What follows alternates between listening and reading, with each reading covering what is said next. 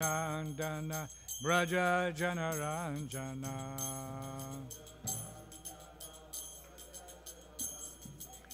Yashodanandana Braja Janaranjana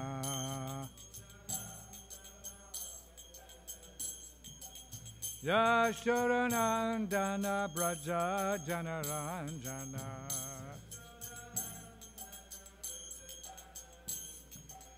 Yamuna Tira Vanachari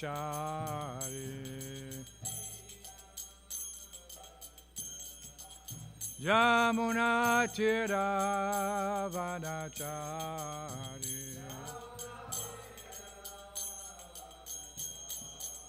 Jaya Radha Madhava Kunja Vihari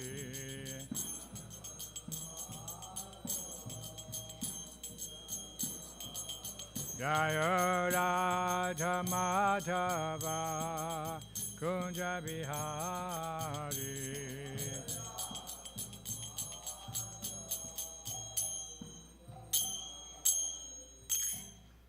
Jaya Vishnupad Paramahansa Puribraj Gachaja Sitaras Shri Srimad The Divine Grace of Bhāgavatam Vinda Bhaktivedanta Swami Prabhupada Ki Ananta. Okay.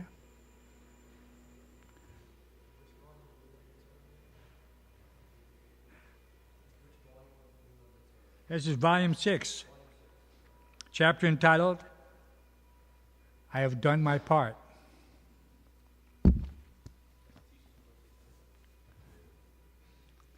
As June came in Vrindavan, the weather remained very hot. The sky, which had been clear blue, turned hazy as the first moisture arrived.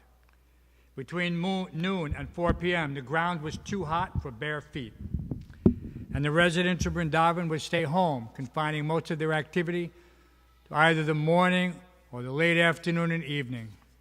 Even eating was excluded from the midday, since the heat killed the appetite.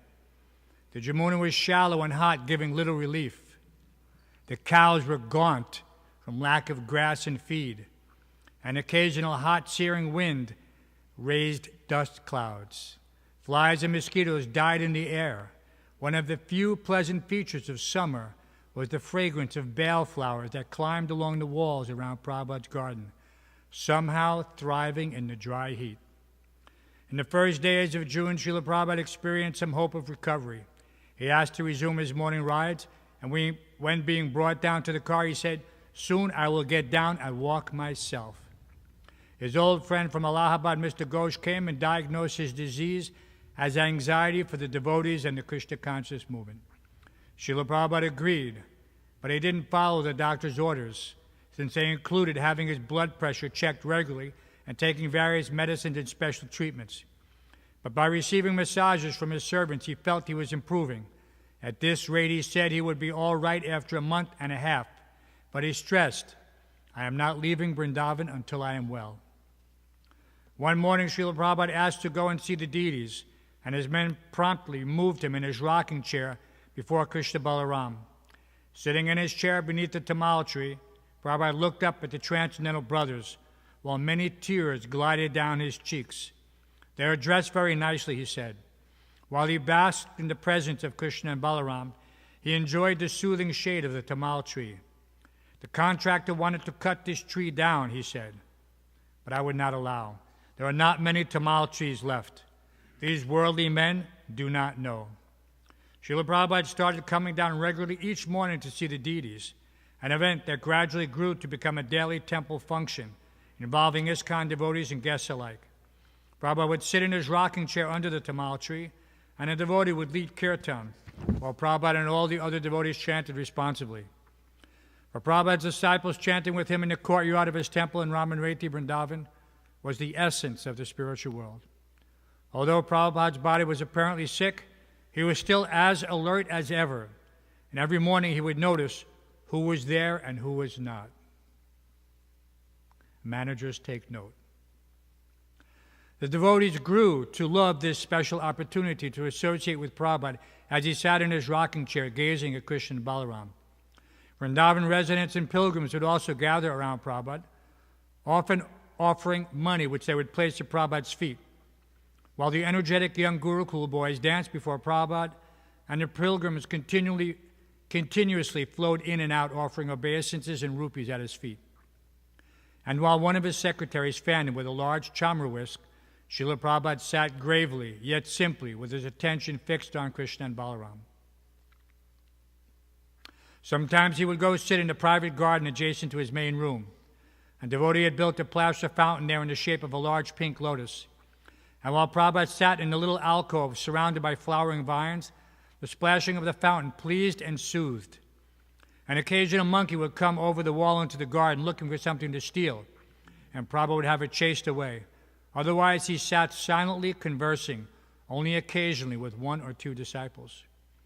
One day in the garden, Srila Prabhupada was recalling the simple but civilized life he had known as a child. He mentioned the various ceremonies his mother had observed during pregnancy to allay the dangers connected with childbirth.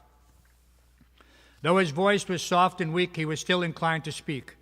So much care was taken for the children, he said.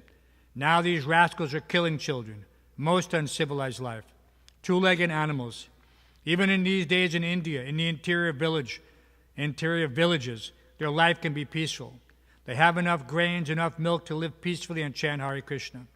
And they are going there to give this sterilization. Srila Prabhupada was referring to Indira Gandhi's policy of compulsory sterilization. One of the devotees present had just come from West Bengal, where he had been traveling in a boat down the Ganges, preaching and distributing prasadam in the villages. Srila Prabhupada began describing to him how in the village they make a simple bread ball from atta, whole wheat flour, and bake it beside an open fire. The same fire, it is called kandi fire, using cow dung chips. Srila Prabhupada said, they put one pot upon the fire and use it for dal, then after some time, you see if it is boiled very nice, then this ball should be cooked in ghee. It will be first class. While the fountain splashed gently and the pigeons and green parrots fluttered and chattered, Prabhupada continued to talk freely. He recalled his horoscope at birth.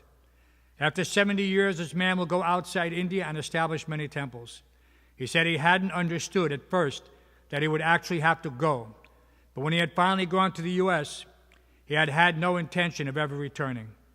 Except for the stroke he suffered in the United States in 1967, he said he would not have come back. That means Krishna desired, he said. Otherwise, I had no plan to come back. Therefore, I took this permanent residency. Do you regret having come back to India? Asked Tamal Krishna Goswami. No, said Prabhupada. My plan was like that, to stay. But Krishna's plan was different. When I was coming back in 1970, I was speaking to Dwarkadish, the Krishna deity in ISKCON's Los Angeles temple.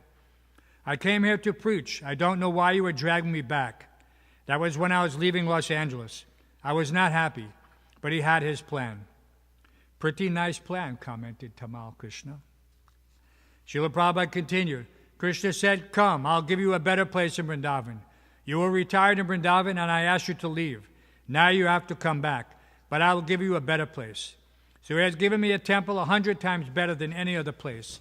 Is it not so? Srila Prabhupada ki.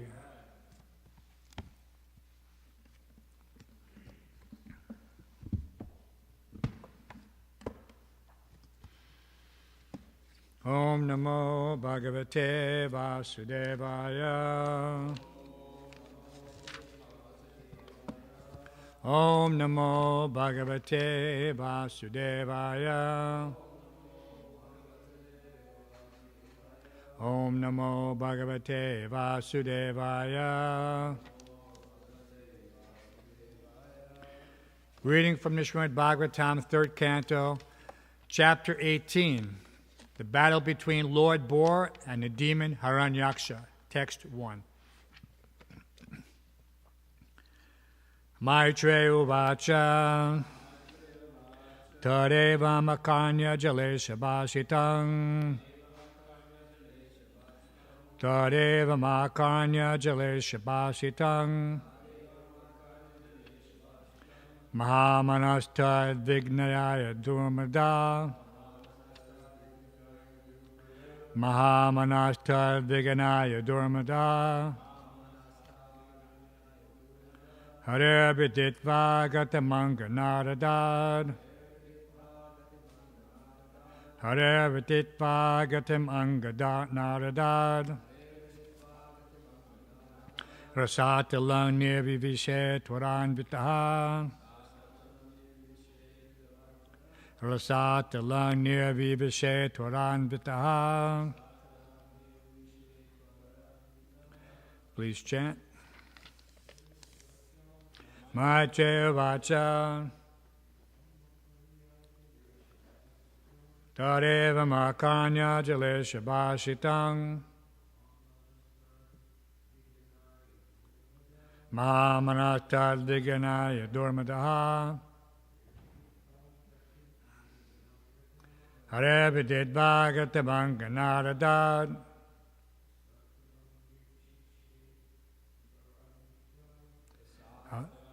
Vivishesha Turanvitaha Maitreya Vacha Tadeva Makanya Jalesha Bhashitang Mahamanastad Viganaya Durmadaha Hare Vidit Bhagavatam Naradad Rasatala Nirvivishe Twaran Vitaha Maitreya Vacha Tadeva Makanya Jalesha Bhashitang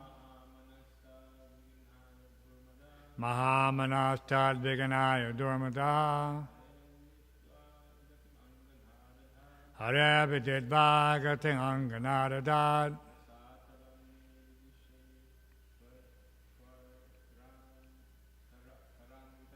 Rasatala Nirvivishe Twaran Vitaha. Ladies.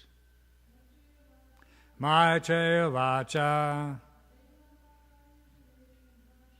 Tadeva Makanya Jalesha Bhashitang Mahamanastad Viganaya Durmadaha Hare Vidit Bhagavatam Naradad Rasatala Nirvivishe Twaran Vitaha Maitreya Vacha Tadeva Makanya Jalesha Bhashitang Mahamanastad Viganaya Durmadaha Hare Vidit Bhagavatam Naradad Rasatala Nirvivishe Twaran Vitaha Maitreya, the great sage Maitreya, Uvacha said, Tat, that, Evam, thus, Akarnya, hearing, Jala Isha, of the controller of water, Varuna, Bhashitam, words, Mahamanaha, proud, Tat, those words, Viganayaya, having paid little heed to, Durmadaha, vainglorious, Hare, of the Supreme Personality of Godhead, Viditva, having learned, Gatim, the whereabouts, Anga, O dear Vidura, Naradat, from Narada, Rasatalam, to the depths of the ocean, Nirviveshe, entered, Twara Anvitaha, with great speed. Translation and purport by His Divine Grace, A.C. Bhaktivedanta Swami Prabhupada. Maitreya continued, the proud and falsely glorious Daitya paid little heed to the words of Aruna. O dear Vidura, he learned from Narada the whereabouts of the Supreme Personality of Godhead and hurriedly betook himself to the depths of the ocean. Please repeat. Maitreya continued. The proud and falsely glorious Daitya paid little heed to the words of Varuna. Oh dear Vidura, he learned from Narada the whereabouts of the Supreme Personality of Godhead and hurriedly betook himself to the depths of the ocean. Purport by His Divine Grace, A.C. Bhaktivedanta Swami Prabhupada. Materialistic warmongers are not even afraid to fight with their mightiest enemy, the personality of Godhead. The demon was very encouraged to learn from Varuna that there was one fighter who could actually combat him. And he was very enthusiastic to search out the Supreme Personality of Godhead just to give him a fight. Even though it was predicted by Varuna that by fighting with Vishnu, he would become prey for dogs, jackals, and vultures. Since demoniac persons are less intelligent, they dare to fight with Vishnu, who is known as Ajita, or one who has never been conquered. Om Jnana Timranda Shagananjana Shlaka Chakshuramala Tamina Tasmai Shri Gurave Namaha Mukam Karoti Vachalam Pangum Lankayate Gurum Yat Kripatamaham Vande Shri Gurum Dinataranam.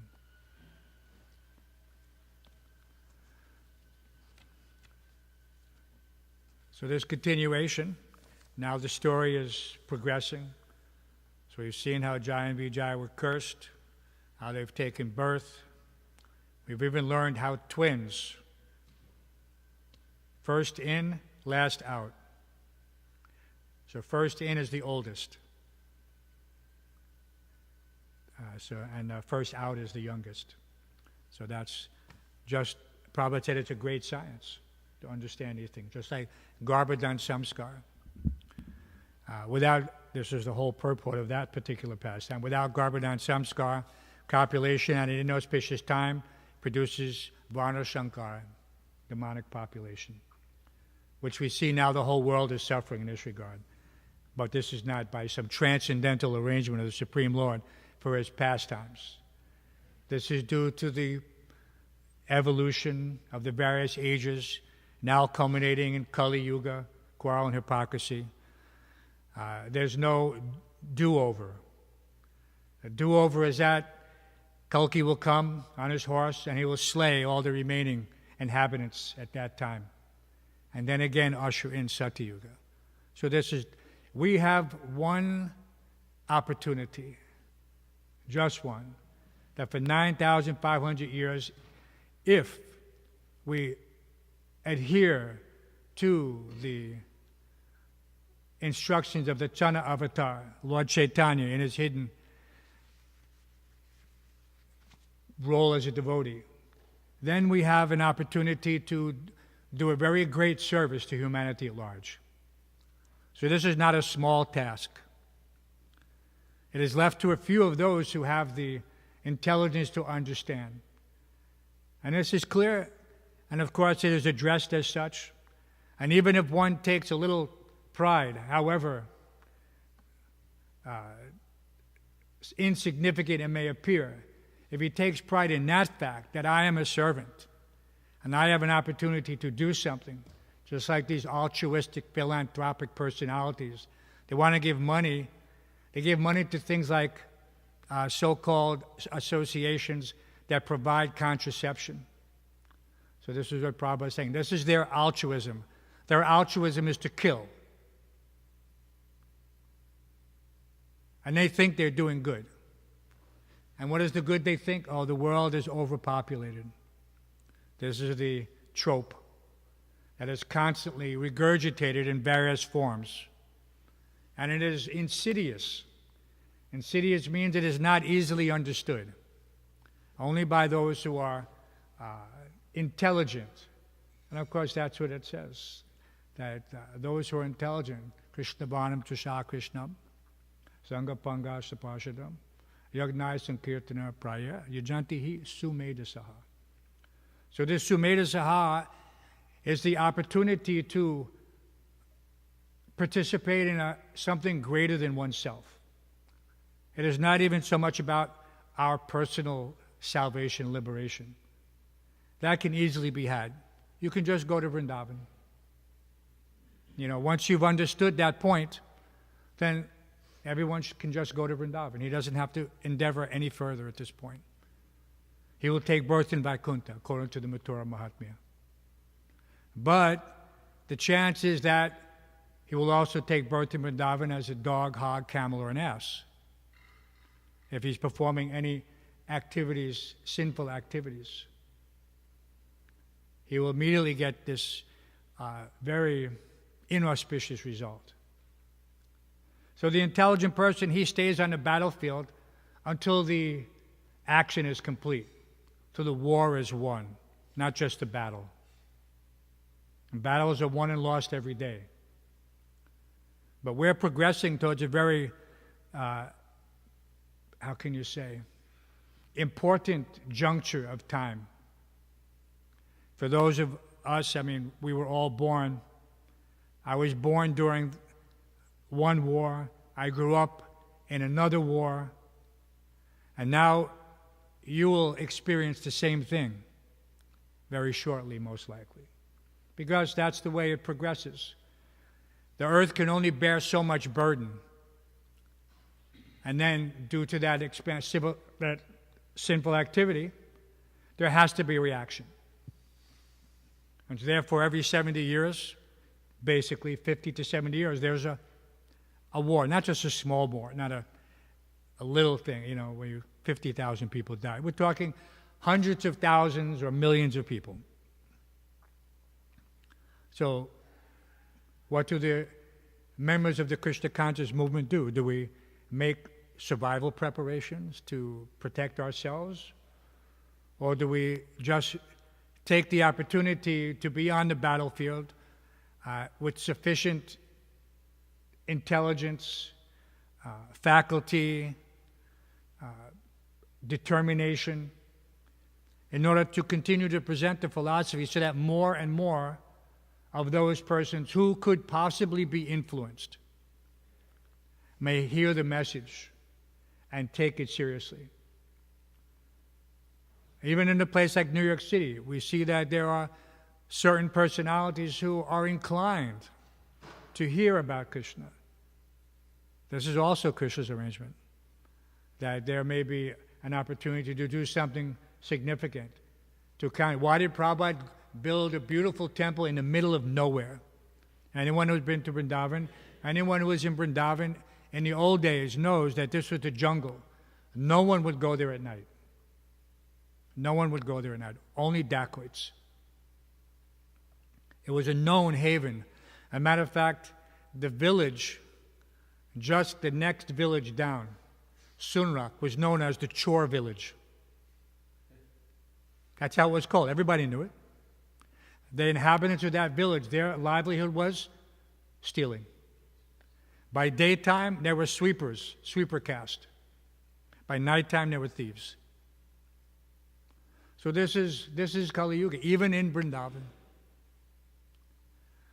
So we have an opportunity. It's not that we go there and you can immediately achieve your desired goal. And so Prabhupada built that temple to attract people there, to hear about Krishna, to glorify Krishna, and to take Krishna back to the population centers of that country and of the world. So therefore, Vrindavan, Bombay, Calcutta, these were the primary places for expanding preaching. Prabhupada was a great strategist. He didn't open up these centers just accidentally. People were trying to give him land all the time, but he was very particular. And so, but when the right opportunity came, he immediately seized it. This is another indication of Srila Prabhupada's special, position within the parampara. There are many acharyas who have established maths here and there. But technically, Prabhupada, his Guru Maharaj, established 64 maths in India, of which none are technically prominent at this point. Yeah? But we see every single one of Srila Prabhupada's centers, in India at least, is prominent. Not just prominent, it's amazing I think in Delhi now there are 19 or 20 temples. And these are not little preaching centers. These are huge temples in Rohini, Punjabi Bagh, and this part of Delhi and that part of Delhi. And so in this way, the whole population of Delhi is influenced in this way.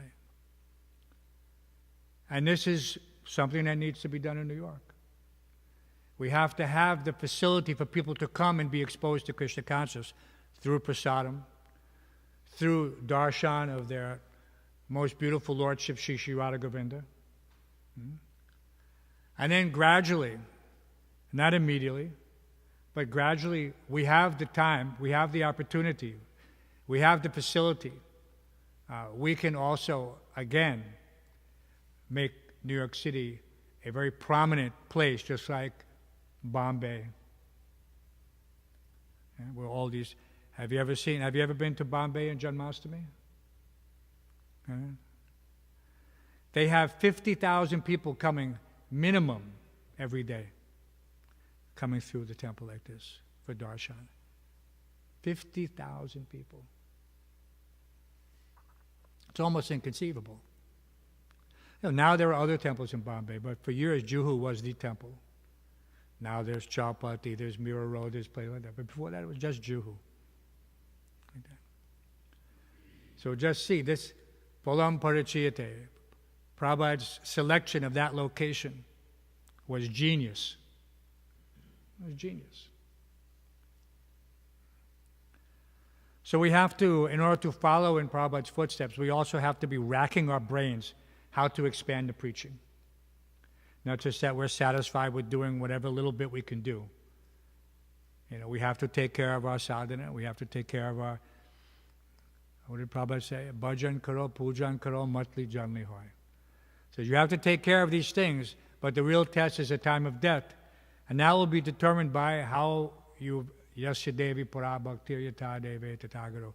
Well, how is your implicit faith in the spiritual master in Krishna? How is it manifest? What did you do? If you were to go to Chandragupta and he asked you, what did you do for Prabhupada? What did you do? Will you be satisfied with your activities currently? What about when you're an old man? What will you be able to say? I served Srila Prabhupada to the best of my capacity every single day. Not by some particular so-called accomplishment, but that whatever we did to the best of our ability, not half-heartedly. This half-heartedly is, Prabhupada wasn't very keen. What did he say to, I think the letter was going to Hamsarupa Prabhu. And Prabhupada was basically saying, we have enough temples, we have enough men. We don't want to overexpand. We want to boil the milk. We want to boil the milk. Condense it. That whatever we have, we should not unnecessarily adulterate. And he gave the example of adding water to milk. Eventually you add so much water it's not milk. So we have to take care that in order to maintain the potency, just like in order to maintain milk in its proper configuration, as opposed to diluted solution.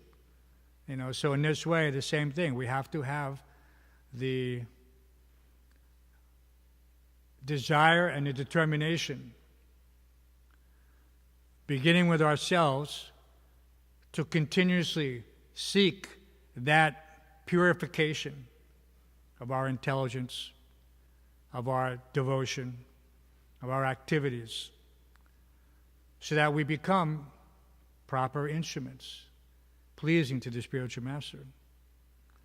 And, everybody has seen from reading the various Leelamritas how Prabhupada's demeanor would change when he was displeased, especially his lip trembling. Shruti Kirti used to mention that this was one of the most, Prabhupada never became, he occasionally maybe vocally angry, he would say, but when his lip would tremble, just like the earth was shaking. So one should appreciate taking a hint from the spiritual master's manifest presence and all the different interactions in the temples with the devotees, in these conversations. What pleases him? What is he expecting from us? So if we were just here just to occupy something, the four walls, whatever, some small, then there would be no reason that he would have made such an endeavor in New York City. He sat on the bench with the bus driver, Mr. Rubin. And Mr. Rubin asked, "Do you have any centers here?" And Prabhupada did, yes. This was, of course, before there was anything. So we're just separated by time. So in that sense, this time is actually our friend. We've been given many opportunities to engage. And we should be very grateful. Not that we should think that this is a burden that's been given us by the spiritual master, that we have to labor so hard, that it's a difficult situation, and that we meditate only on the difficulties and not on the potential. So in Vrindavan there was that situation, that Galagraha, very difficult word to translate, Galagraha. Ask anybody, but it means something that needs to be cleared. But essentially Prabhupada indicated that it was a result of thinking that the spiritual master, the rascal spiritual master, has given us a burden. So it could mean pain in the neck, could mean something like that. Maybe Prabhu Vishnu Guru knows. Galagraha, have you heard that word? What does it mean in Bengali, the colloquial form? Huh? Pain in the neck. So we don't want to do anything or even hint to ourselves that whatever we're doing is a burden. We should always be very grateful that we have this opportunity to, in this one life, to come to that platform where we can regain our spiritual identity. People are dying over this concept, essentially, spiritually, because they want it so badly, but you cannot purchase it. You cannot go to a guru and say, which is what people want, this shortcut, that I want you to give me this Siddha Deha initiation. So many people were bewildered by this in the early days, because a little knowledge is a dangerous thing. And Prabhupada used the analogy that the Western disciples, especially, if they learn a little Sanskrit, it's very dangerous for them, because then they think that they're so smart. And we've seen so many so-called Sanskrit editors and whatnot just fade away due to misconception, poor fund of knowledge, punarmushtaka bhav. Totally destroyed their spiritual life. Totally destroyed. Nice devotees, everyone, when they come to Krishna consciousness, nice devotee. But if you get the wrong guidance, either from your mind, manorate nasiti daivadobihi, just because you can't figure out what's what, you're hovering on the mental platform. Once you know what is your duty, the essence of your duty, this Sangsiddhir Haritoshanam, is to please the Supreme Personality of Godhead, to satisfy Him only, then everything you do should be framed in that consciousness. Right? Even the Christians have a saying like that. What is that saying? What would Jesus do? Right? That's like their, And there's nothing wrong with that. In our case, many of us would benefit from thinking, what would Srila Prabhupada do under these circumstances? It's another level higher, because we have access to the absolute truth. We're not bound by sub-religious principles. So this is a great benediction, if one can take it. Right? Just like if someone wants to give you a gold bar, but for whatever reason, you can't, you have no, like a child, he doesn't distinguish what is gold. If you offer him gold in a sweet ball, he's going to take the sweet ball. Can't eat, because he's what? He's anamoy. Right? Anamoy. His only consciousness is what to put in his mouth. But the devotees are big Gyanamoy. And from that big Gyanamoy, eventually it will become Anandamoy. We have hope. But one has to be steady. And therefore he has to know where he is and why he is where he is, and act accordingly. Not artificially, not thinking that I'm a big person for whatever reason. Now I am this, now I am that. Prabhupada was very kind to encourage the devotees. He allowed them to be temple presidents and sannyasis, and GBCs, to give them some impetus to act in an exemplary manner, not just to have a title to get all the Mahaprasadam or to lord it over the devotees or, artificially become something that we're not. Das, anudas. This is our constitutional position.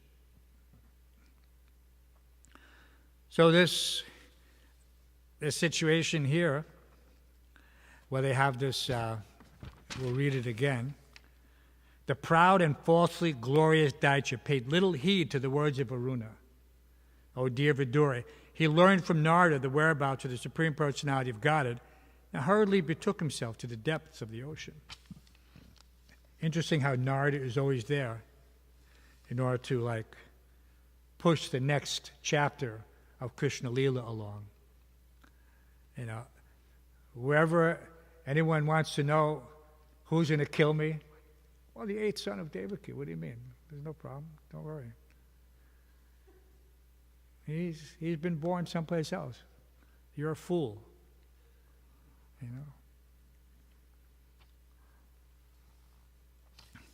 How is it?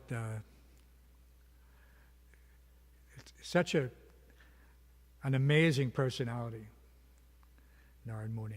And all he's doing, technically, is glorifying the Supreme Lord, on his transcendental Vina, flying through space, but apparently always in the right place at the right time for the right reason to move things along transcendentally, like this.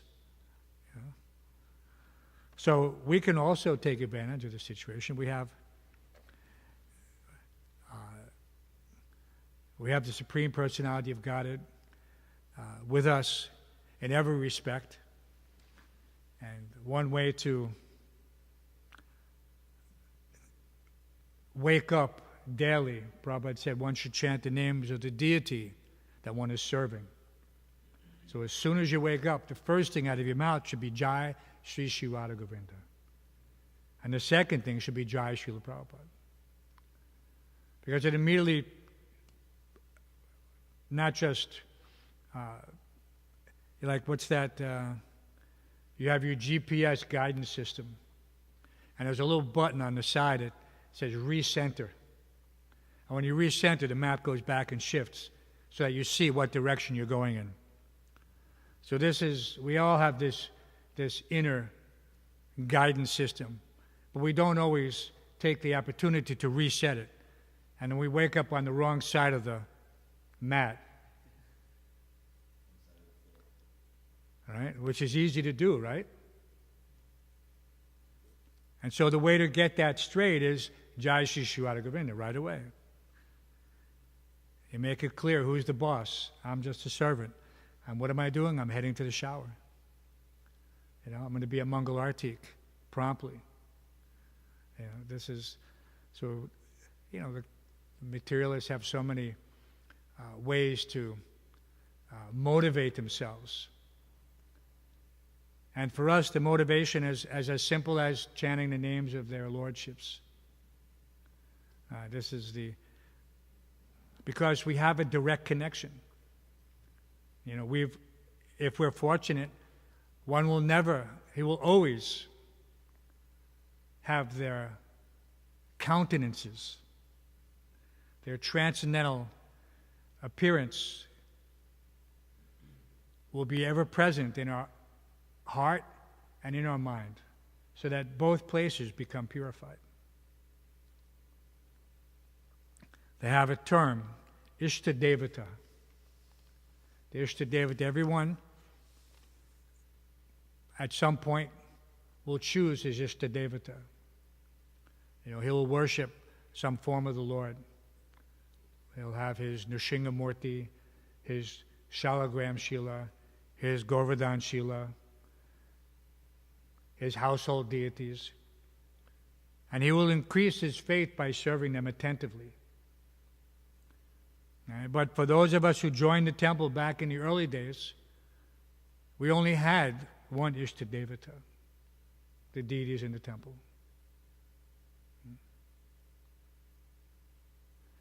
And everyone knows George Harrison used to carry little Lord Jagannath in his bead bag, because that was something that was a tradition in the old days.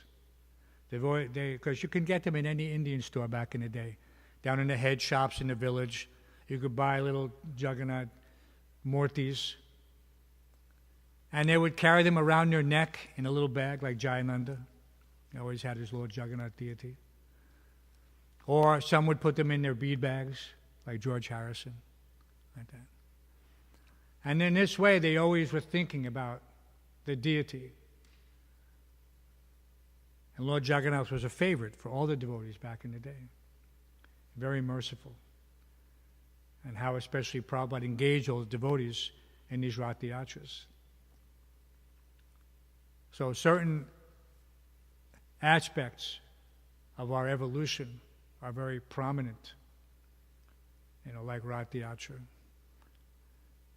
And these give us the opportunity to continually remember Srila Prabhupada's instructions and how to conduct festivals for the glorification of the Lord and for the deliverance of the population in general through this unlimitedly merciful darshan.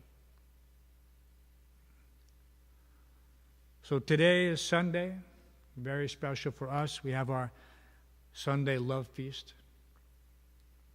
We have to have the proper mood to serve the guests. And to serve the guests doesn't just mean to put prasadam on their plate. It means to greet them at every opportunity, to address them, to sit with them, to be that person who influenced them ultimately to make a decision to change their lives, like it happened to us. Everyone has that person who he met, who spoke in such a way to eliminate the doubts. Maybe not initially. When we first come, we don't know anything. So whatever doubts we have are not even formed yet. But that friendly demeanor and disposition, very disarming, so that when the person spoke philosophy, we were attentive. And we could understand a little bit because of the devotee's expertise at presenting the philosophy according to time, place, and circumstance. just suitable for the individual. You find out what they're doing, what are their interests, how did they come, why did they come? So there could be thousands of devotees in New York just waiting for the opportunity. And we have to be ready when this Hare Krishna explosion comes again. Because it will, just like everything else. Everything else is cyclic. Like that. Prabhupada started with a few men, and then the movement grew, and it expanded all over the world. And then for some time it stabilized. And then it continues to grow in places like India, especially, and in some European areas, Eastern European areas. So we have to take advantage of the wave, just like the expert surfer. He's able to read the motion and understand the various things, how it affects it to swell, And that's why we can see what is the next step. Is it college preaching again? We were very successful. Is it congregational consolidation? Is it everything all together? Do we have the resources to accomplish everything simultaneously? How should we focus what we have? So everyone should be considering these things, not just the so-called leaders. This is everyone's responsibility. How can we make the most impact in New York City with our resources? First and foremost is Harinam Sankirtan. Prabhupada emphasizes this is the introduction. When people see the devotees on the street, they hear the holy names. That is their first introduction. If they never see another devotee in this life, and the next life, they'll again have an opportunity to hear the devotees again. So this is supremely beneficial, and it can never be minimized. But we need a place for these souls to grow. And so therefore we have to keep the temple as nice as possible to the best of our ability. We have to always think to the best of our ability. Have I done this to the best of my ability? Am I planning to the best of my ability? Am I considering whatever it is in relationship to the function of the temple to the best of my ability? Or am I just kind of like taking it easy? So we should not become, what was the term Prabhupada used, Ram Roy? Ease lover. We should not become ease lovers. It's a very polite way of saying don't become lazy. And Prabhupada was cultured, like he was saying. He was remembering that cultured time in his youth growing up. It may have been so many other things, but Prabhupada is telling us that it was cultured, it was civilized, even though there may have been so many other political issues at the time. So just like now there are so many political issues, we don't involve ourselves unnecessarily. The famous martial arts personality, many of them all said the same thing essentially.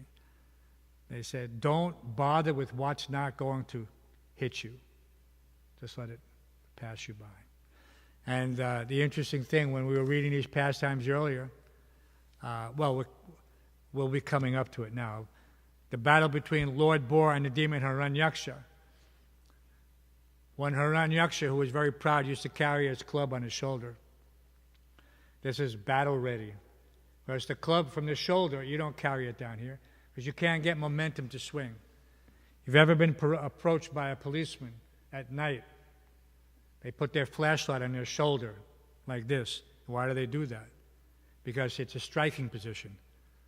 If you make a wrong move, they come down with that streamlight, 4 6D cells on the side of your head and render you unconscious. So Hiranyaksha was walking around with his club like this. Why?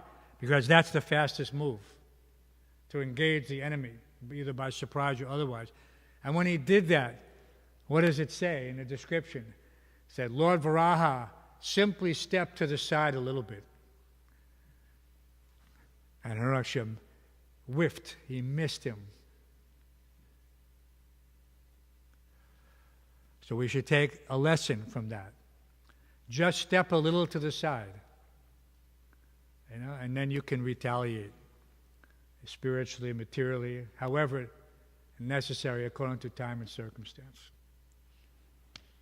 So this, because we want to take breakfast, we want to have Ishtagosi, we want to clean the kitchen. Hopefully everyone knows their assignments. If they don't, they can see Jayananda, Prabhu Vishnu, or myself. We have lots to clean. And if there's any questions about the Sunday feast, we know that there's, people come and go. They're on doing various activities. Not everyone is always there at the right time in the right place. We don't want the cooks to be at all inconvenienced, because the feast has to be ready no later than 7 in order to be properly transferred and set out. And this way the class is not delayed, or ends at the appropriate time. And there's a program tonight for Gita Jayanti.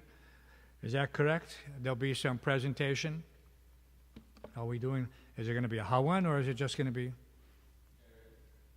That's the plan, to have the Hawan? Okay. So we really have to have everything a bit consolidated.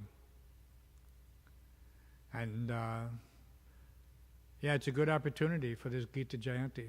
We have all the forms.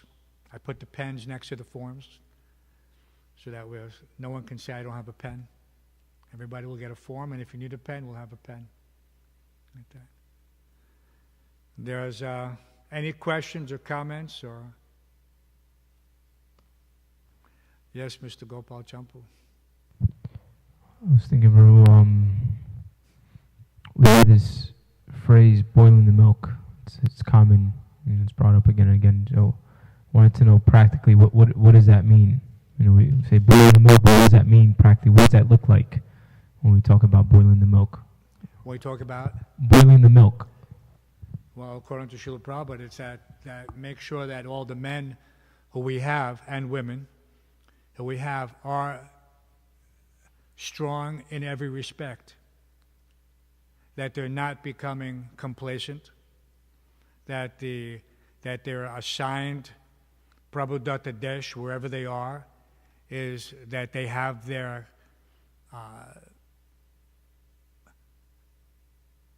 mind in the correct direction for the proper execution of their duty. Not that one has to walk around and say, I don't know what to do. I don't know what I'm supposed to do. This is not, specifically to that point, so that was the question.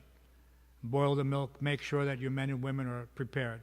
In different places, Prabhupada said, make sure that they're reading, that they're hearing and chanting as much as possible.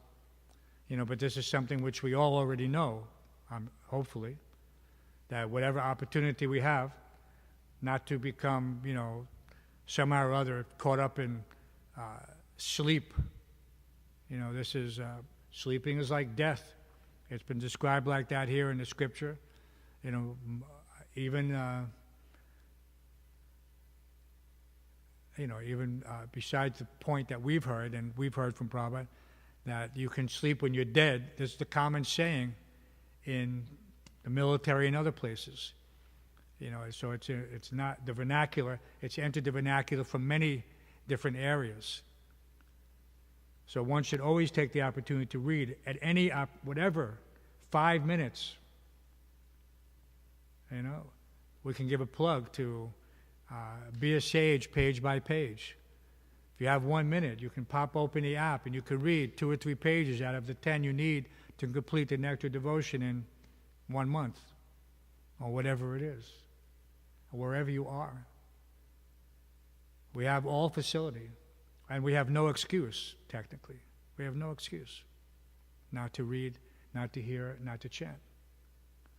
So becoming strong means using your time to the maximum potential at every moment. There's, of course, even the materialists, they appreciate that. If you can use the unforgiving minute. Why is it unforgiving? Because time cannot be recovered by any amount of money. So if you can utilize the unforgiving minute for something practical and beneficial to yourself or to the welfare of people in general, then you are a winner. You are a winner. Time mastery, this is a whole thing. The devotees even used to have that. What is that? Remember those ubiquitous little books we all used to carry in the early days? The Day Runner, the Day Timers. Did you ever see those? I think it's before your time. It was before electronics. Yeah, the planner. Yeah, we all used to have those Day Timers. Everyone who thought he was a manager, we all had those. You know what day it was. You had all your appointments. You had all your schedule. It worked. It did what it was supposed to do at the time. For a bunch of spaced out people who became devotees. And it was another evolution in learning how to be responsible managers. Whenever we do. Many people use those. Time management. So we're still using time management, but sometimes we're not so attentive. And so that's like boiling the milk. When you're idle, stir the pot. It's there all the time. And condense. And the more you can condense that milk, it's there. It's your constitution. As opposed to adulterating it with something unnecessary, then your spiritual advancement takes place automatically, without any extra endeavor. All right? Without any extra. Vasudeva Bhagavati Bhakti Yoga Priyojita Jana Yaya Subhagam Gyanam Chayara Hoitakam. Automatically, if you're doing the proper activities, and Bhakti Yoga, of course, is the proper activity.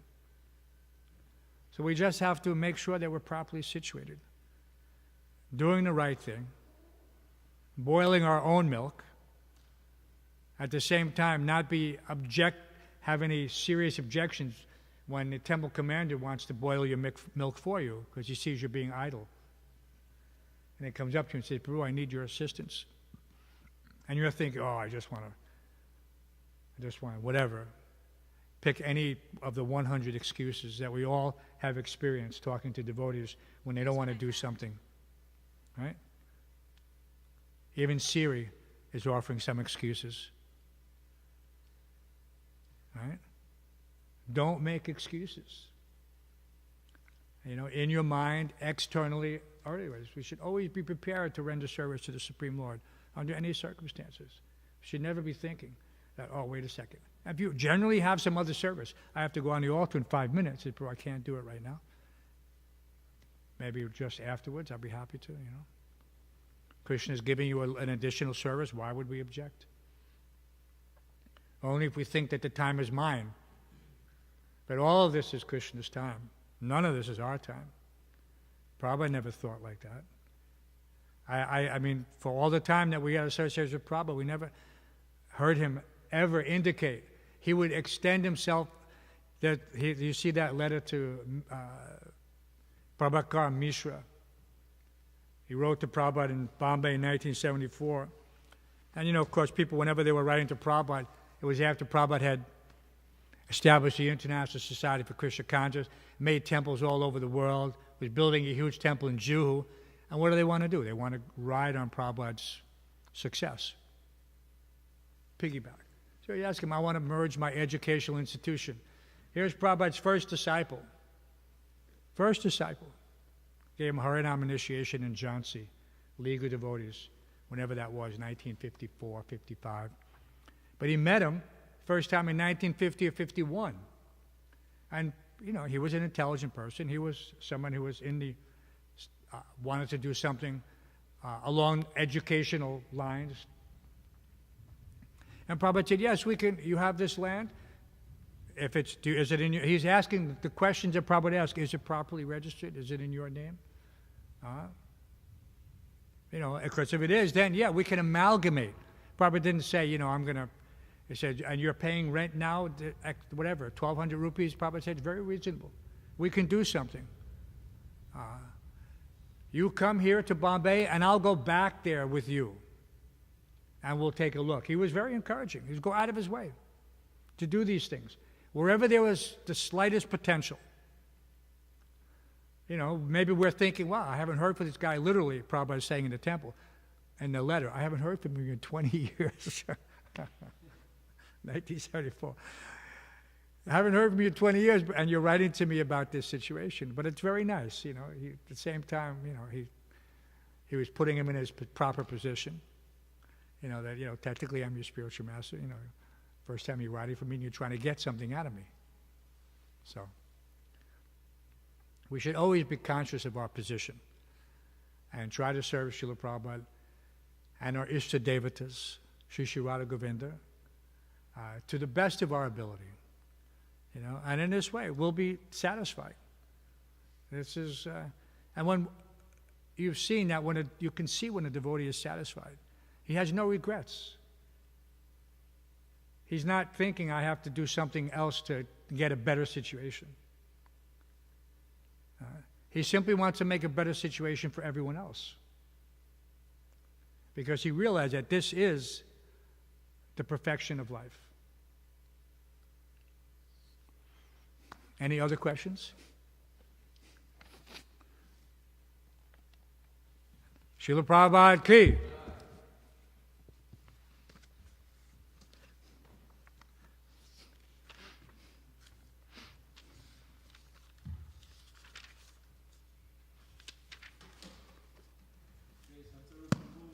Ha ha ha.